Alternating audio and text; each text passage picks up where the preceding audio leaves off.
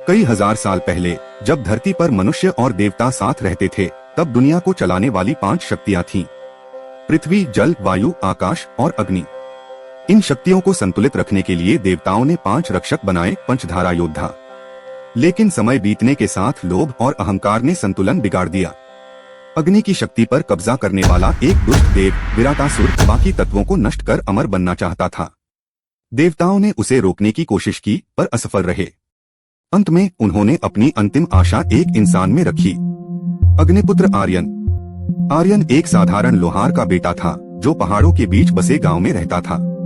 वह नहीं जानता था कि उसके शरीर में अग्नि तत्व की आत्मा बसती है। जब वह छोटा था, उसके माता पिता रहस्यमय आग में मारे गए थे और तब से उसके हाथों से आग कभी नहीं जलती थी। एक दिन जब गांव पर डाकू हमला करते हैं, आर्यन के भीतर की शक्ति जाग उठती है। उसकी आंखें सुनहरी हो जाती हैं और उसके मुट्ठी से आग निकलती है। गांव वाले डरते हैं, लेकिन एक बुजुर्ग साधु कहते हैं, यह लड़का अभिशाप नहीं, वरदान है। यही है अग्निपुत्र, संतुलन का रक्षक। साधु उसे बताते हैं कि विराटासुर लौट आया है और धीरे धीरे बाकी तत्वों को निगल रहा है। अब आर्यन को बाकी 4 तत्वों के रक्षकों को ढूंढकर एकजुट करना होगा। वह निकलता है अपनी यात्रा पर, गंगा की गहराइयों में जल रक्षक मीरा से मिलने, हिमालय की हवाओं में वायु रक्षक आरव से, रेगिस्तान की गुफाओं में पृथ्वी रक्षक कबीर से और अंतरिक्ष के मंदिर में आकाश रक्षक देव्या से।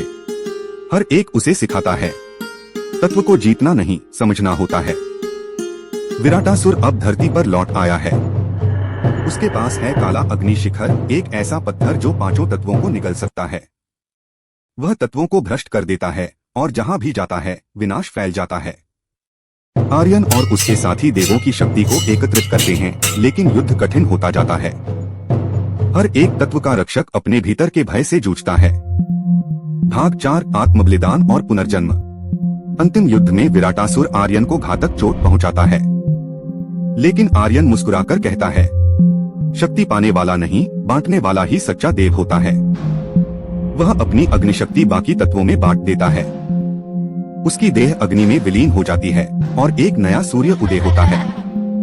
सदियों बाद जब धरती फिर से असंतुलित होती है, लोग अब भी कहते हैं, जब अंधकार बढ़ेगा तब अग्निपुत्र फिर लौटेगा।